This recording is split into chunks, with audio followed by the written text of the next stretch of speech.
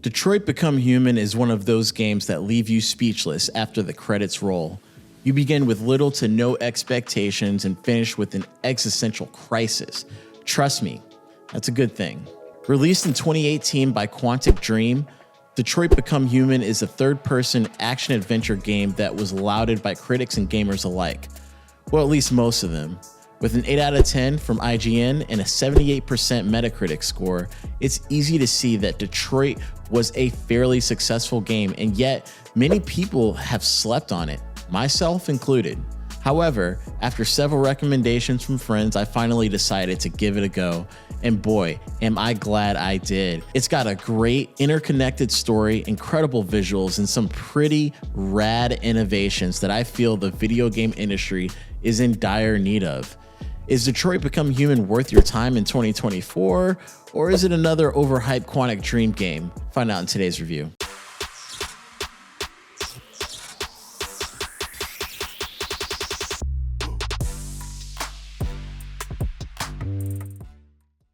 All right, starting off with development. Just like the androids in the game, Detroit Become Human was never meant to have a life of its own. What initially started as a 2012 PlayStation 3 tech demo quickly snowballed into a full-blown video game project after the accolades and awards it received. If you were wondering why Detroit, of all places, was chosen as the title and location of a sci-fi adventure game involving futuristic androids, well, you ain't the only one, bud. Apparently, the idea behind choosing Detroit was to revitalize a city that had succumbed to economic decline after a historic contribution to American industry. I'm not sure whether that was a tribute or a backhanded compliment, but whichever the case, the developers did an incredible job recreating the architecture and aesthetics of a futuristic Detroit. The team even traveled to Motor City, took some pictures, and met some locals while prepping for the game. If you ask me, just for having the guts to go to Detroit alone, they should win an award or something. Detroit-based musicians such as the Whiskey Charmers and Model 500 also performed some of the songs in the game. If only they could have gotten Eminem as well, right? I mean, that would have won them Game of the Year for sure. As we saw with Elliot Page and Beyond Two Souls, Quantic Dream loves collaborating with celebrities in their game, and Detroit was no different. Valerie Curry, Jesse Williams, and Clancy Brown are just a couple of the notable actors cast in the game. After 4 years of frantic development and 2 E3 trailers, the game was released on March 25th, 2018 for the PS4. Now let's talk a little bit about the story.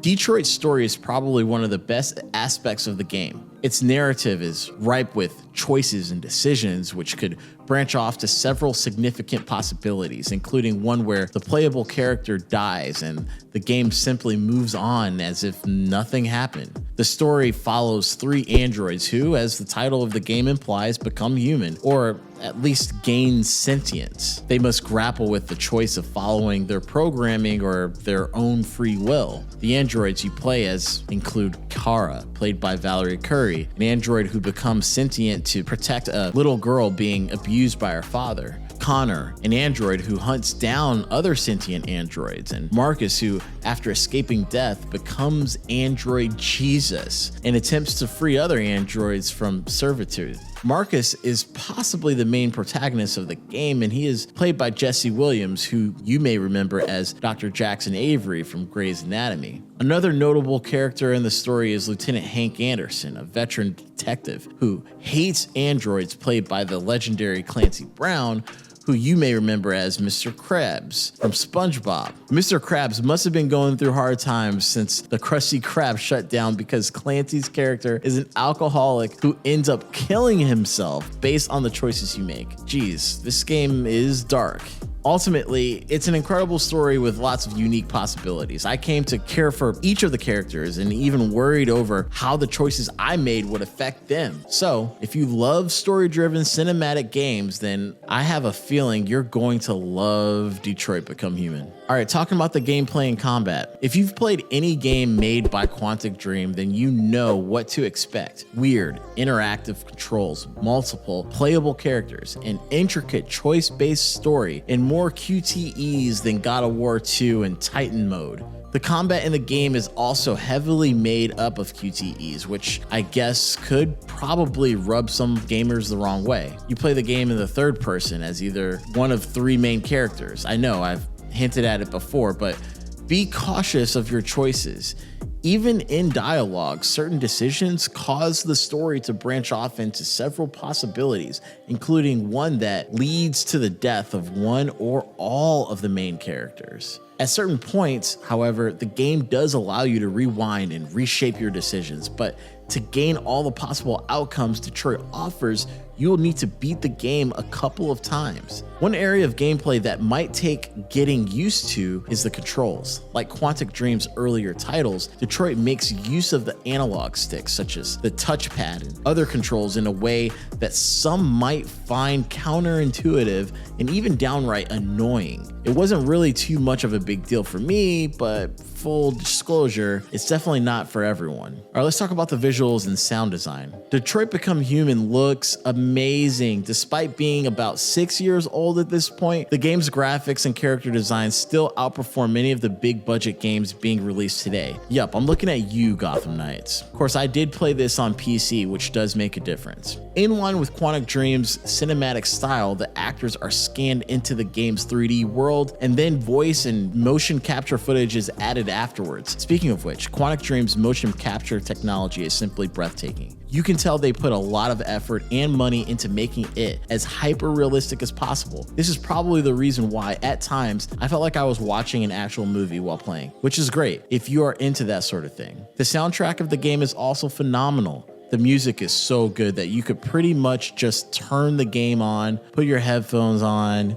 and drift off. Quantic Dream went above and beyond to create a really immersive visual and auditory experience, and I honestly loved every bit of it. Let's talk about the commercial performance. Detroit Become Human is Quantic Dream's best-selling game to date. It sold a whopping 1 million units on its first week of release, and as of December 2023, it sold 9 million copies, outperforming both the figures of Beyond, Two Souls, and Heavy Rain combined. So far, it's raked in an estimated revenue of over $180 million for the studio and counting. So not only was Detroit critically successful, but it was also a commercial hit. Let's hope they can invest all that money into creating even more innovative video game ideas and motion capture technology for the future. Fingers crossed. Now, talking about the spirit of this game.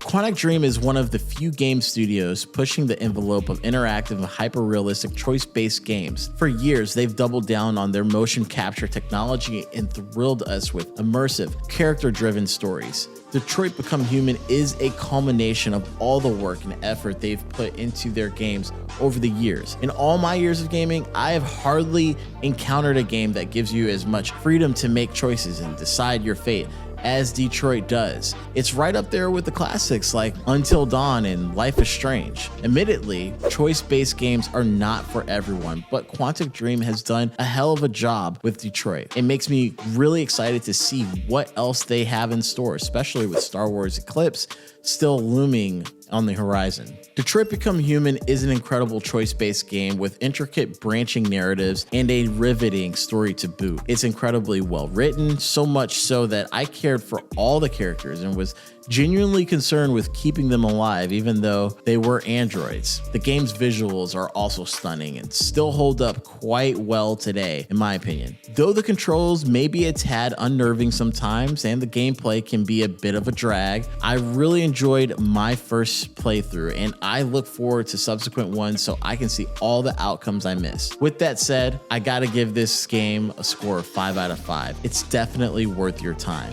What do you think? Do you agree or disagree with my review? Let me know what you think in the comments. Be sure to like, subscribe, and ring that notification bell to get regular updates on new videos. I really enjoyed this one, you guys. Thanks so much for watching. Catch you in the next one.